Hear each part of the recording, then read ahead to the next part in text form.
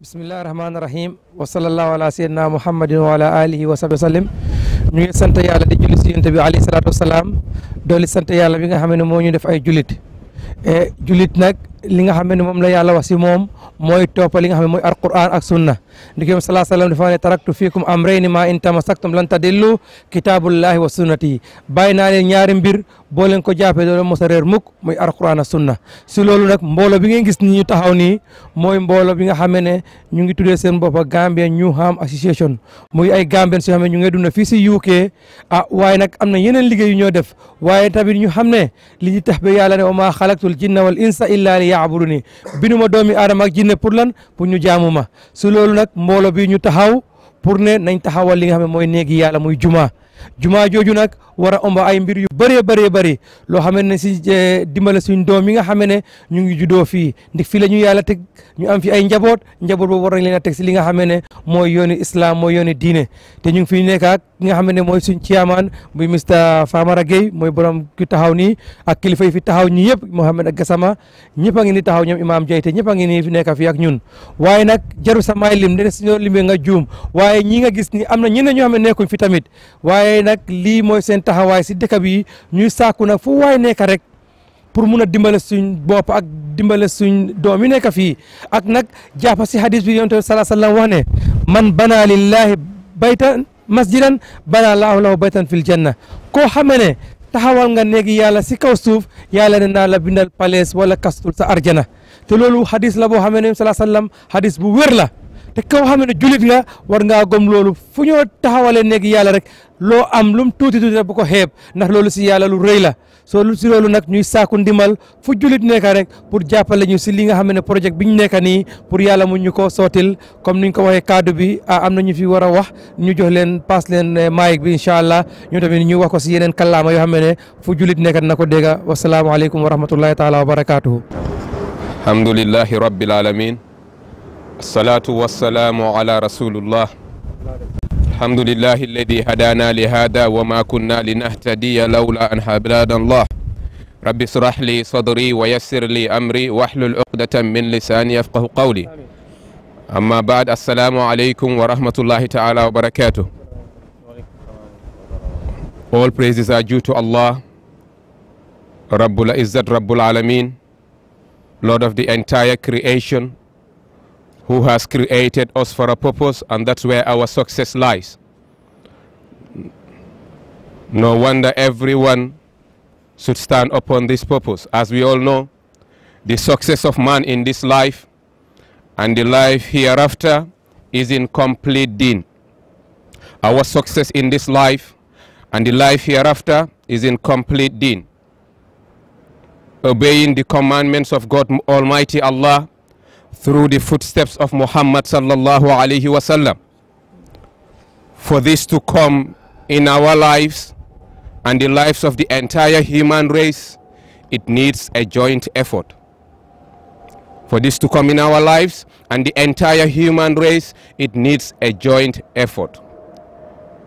With regards to this joint effort, inshallah, the Newham Gambian Association is here to work hand in hand in order to establish a masjid, a foundation, a house of Allah. What for? For the worship of Allah, to serve Allah, to follow the sunnah of the Prophet sallallahu alaihi wasallam, to engage in all activities that will please Allah. Now, who is going to build this masjid? Is Allah. Is he coming down to do that for us? No, he is not. So how is it going to happen? God Almighty Allah wants us to work hard towards this so that he can reward us. It doesn't have to be us, but everyone should be involved, either cash or kind. You don't necessarily have to be in the UK. You don't necessarily have to be black. You don't necessarily have to be white. You don't necessarily have to be an Arab. You don't necessarily have to be rich. You don't necessarily have to be poor. All these criteria does not involve. But the bottom line is, you should be someone who is ready to do whatever he can do for the sake of Allah so as to be rewarded. Simple.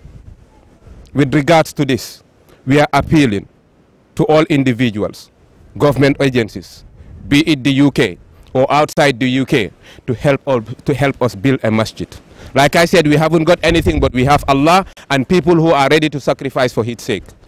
Imam has mentioned that God Almighty, the Prophet ﷺ said in a hadith, "Man bana lillahi masjidan, bana Allahu lahu baytan fil jannah." Whoever erects a masjid, a mosque for the sake of Allah, Allah will build a house for him, a palace for him in Jannah.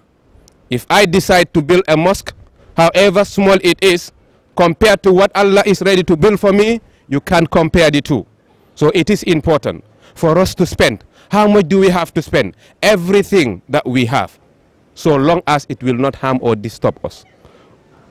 But we should be ready to make sacrifice, because Allah said He wants that which we need. Lan tanalul birra hatta tunfiku mimma tuhibbun wa ma tunhibu li shay'in lan tanalul birra hatta tunfiku mimma tuhibbun wa ma tunfiku min shay'in fa inna Allaha bihi alim.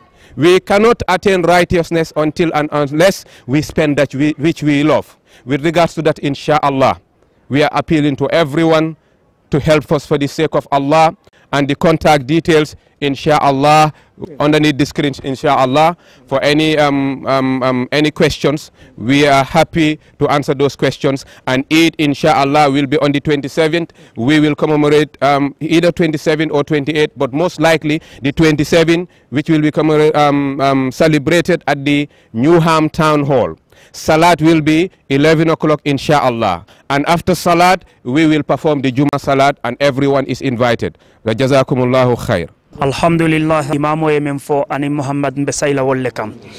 Ka jama be londi nyinna ko ka fo ko imam yemen fo wala mo momo ye misirolo Allahu ta'ala e dunya konola.